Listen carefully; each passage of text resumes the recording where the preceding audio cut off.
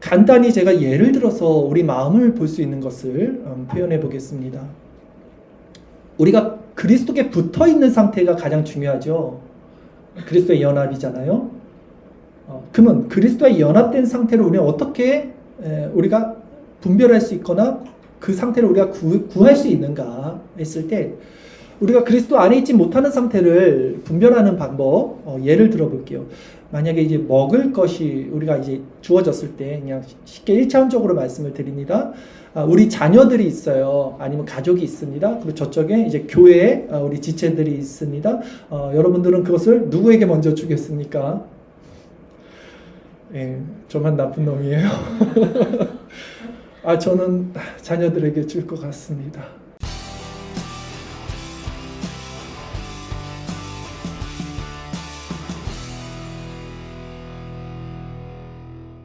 먼저는 우리 가족들을 챙길 것 같아요. 그 육적 소욕이 그렇게 작용을 합니다. 우리 안에는요. 우리 이걸 부정하지 말자는 거예요. 위선 떨지 말자는 거예요. 그런데 이 마음이 드는 게 자연인들이라면요, 이거 당연한 얘기를 하네, 저 사람이. 그건 자연스러운 거지. 당연히 내 가족과 내 자식을 챙기는 거지. 그게 무슨 죄야? 라고 자연인들은 생각을 합니다. 그러나 성도들은요, 이런 마음이 일어나지 않는다는 게 아니에요. 그러나 이런 마음이 일어날 때 정말 수치스럽고 민망하게 돼요, 마음이. 그리고 자기의 죄를 보는 거예요. 내가 내 자식과 내 가족을 먼저 생각하는구나. 이게 민망하다는 마음이 일어나는 거예요, 성도는. 그래서 성도는 어떻게 됩니까? 그래서 몸인 그리스도가 필요하구나를 더 깊이 나가게 된 거예요. 그러니까 내가 더 지체들을 사랑해야지, 이게 아니라 그래서 나는 그리스도께 나가야 되는구나, 몸에 붙어 있어야 되는구나로 간다고요. 요게 포인트입니다. 내가 원하지 않는 일인데, 이게 우리가 원하지 않는 일이에요. 우리는 그리스도 안에 있기 원하고 싶어요. 우리는 모두 사랑하고 싶어요. 내 몸과 같이 사랑하고 싶어요. 정말 거룩해지고 싶고요.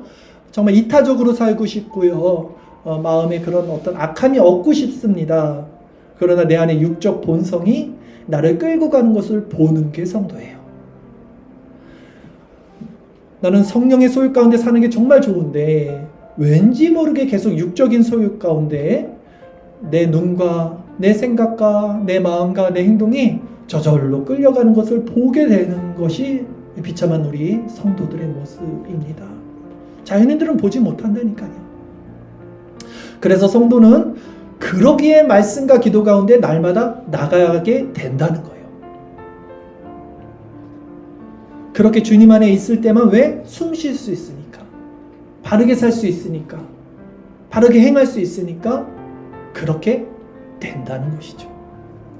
그때에만, 그러니까 주님의 어떤 말씀을 우리가 들을 때에만, 주님의 성령의 역사가 내 마음에 있을 때에만, 내가 주님과 이렇게 연결되어 있을 때에만 실제적으로 성령의 소욕이 육체 소욕을 지배하게 되고 우리가 하나님 안에서 생명 있게 살아간다는 것을 이들이 아니까 은혜 방편을 추구한다고요. 그 원리 가운데 말씀을 사모하고 기도 가운데 나가게 된다는 거죠. 그때에만 이제 내 가족이 중요한 것처럼 교회 안에 있는 모든 지체들도 동일한 마음으로 소중하게 여기고 사랑하게 되는 거예요.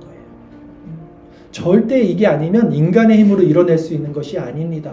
여러분, 위서 떨면 안 돼요. 우리는 인간들은 이것을 흉내낸단 말이에요. 흉내, 스스로 하려고, 이 사랑까지도 자기가 한다고 흉내냅니다.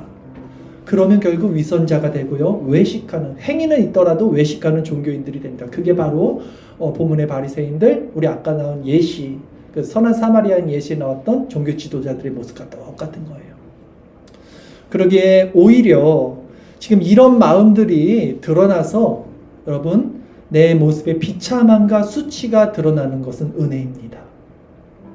이게 드러나지 못하면 자기는 괜찮은 사람인 줄 알아요. 인간이 계속해서 나는 지금 하나님의 말씀과 율법을 지켜 행하고 이웃을 사랑한다고 생각을 합니다.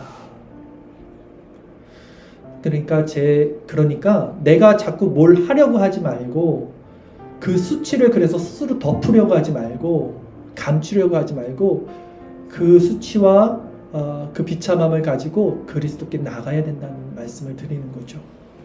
말씀과 기도 가운데 그리스도께 나가면 이제 성령께서 우리 육체가 원하는 것을 따르지 않는 새로운 마음과 힘을 주십니다. 이걸 맛보는 거예요. 우리는 매 실시간 맛보는 거죠. 실시간.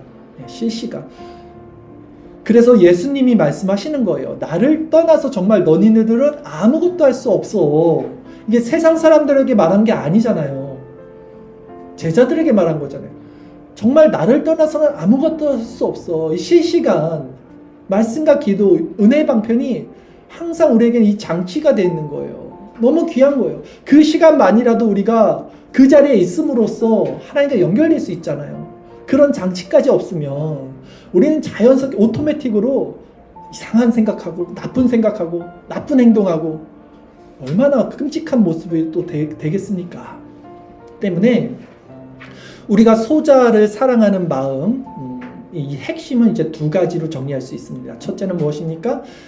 내가 그리스도 안에 있는 상태인가를 분별할 수 있는 지점이라고 했어요.